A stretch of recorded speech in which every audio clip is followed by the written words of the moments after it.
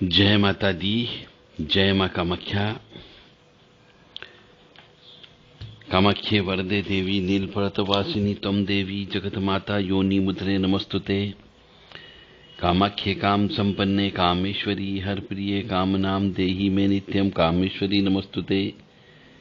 कामदे काम रूपस्ते सुभगे सुर सेविते करोमि दर्शन देव्यं सर्कामार सिद्धयेत्। ओम महेशानी महामाये चामुंडे मुंडमालिनी आयु आरोग्य ऐश्वर्य देहि में देवी परमेश्वरी। सूतक पातक में अग्नि कर्म करना निषेध है, अन्यथा सूर्य नारायण दोष लगता है, पितृ दोष लगता है, जिसकी वजह से हमारे कुल के पितृ नाराज होते हैं और फिर समस्याएं उत्पन्न होना प्रारंभ हो जाती है।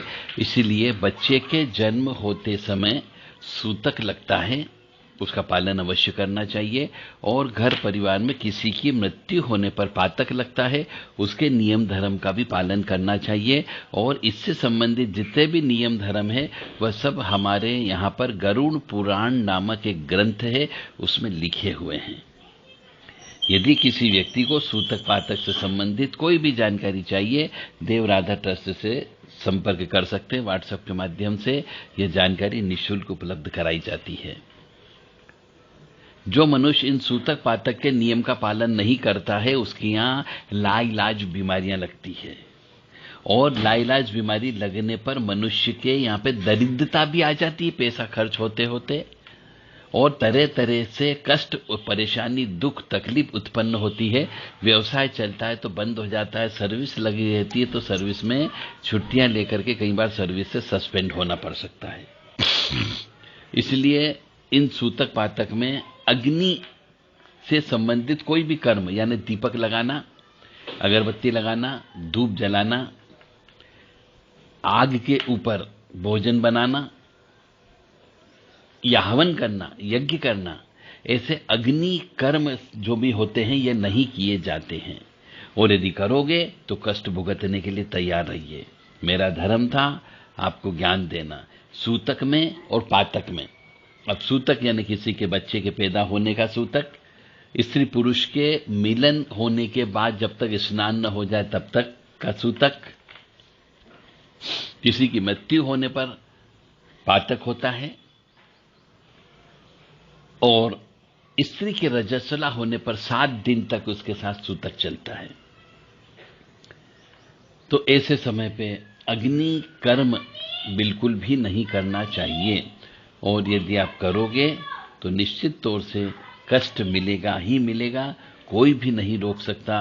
न कोई ज्योतिषाचार्य, न कोई तांत्रिक, न कोई ओघड़, न कोई अघोरी, न कोई भोपा, न कोई पंडा, पुजारी, भगत, किसी की ताकत नहीं कि सूतक पातक के कष्ट को रोक दे।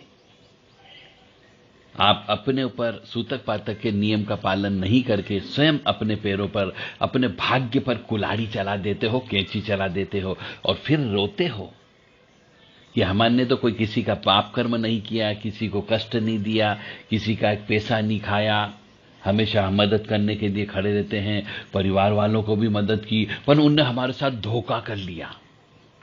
तो ये सब इसी वजह से मिलता है कि व्यक्ति प्रयास करता है, परिश्रम करना चाहता है, पैसा लगाना चाहता है, परंतु पैसा डूब जाता है, परिश्रम का पूर्ण फल की प्राप्ति नहीं होती है, सिर्फ आपने नियम कानून का पालन नहीं करने की वजह से। मानो या न मानो, पूर्णतः सत्य है। मानोगे तो आप सुखी रहोगे, नहीं मानोगे तो दुखी रहोगे। अब आपकी इच्छा। मैंने अपना धर्म था वो निभा दिया, मैंने अपना कर्तव्य था निभा दिया। ईश्वर ने मुझे जिस काम के लिए एक कर दे रखा है वो काम मैंने अपना पूरा कर दिया। अब आपकी इच्छा है, आप इसको स्वीकार करते हो या नहीं करते हो, ताकि आप ये नहीं बोल सकते, कभी ईश्वर के सामने आपकी पेशी हो तो आप ये नहीं बोल सकते कि मुझे ज्ञान नहीं था, मुझे मेरे माताजी ने नहीं समझाया, मेरे पिताजी ने नहीं समझाया, मेरे गुरुओं ने नहीं समझाया, पर अब हमने आपको समझा दिया है यदि कंफर्म करना हो तो आप हिंदू सनातन धर्म की जो गरुड़ पुराण नामक किताब होती, उस किताब को आप अच्छे से पढ़ लें, तो उससे आपको पता लग जाएगा। या फिर किसी ज्ञानी पुरुष से इस संबंध में बात कर लें तो आपको इस संबंध में उचित दिशा निर्देश मिल जाएगा। जय माता दी, जय मां कामाख्या।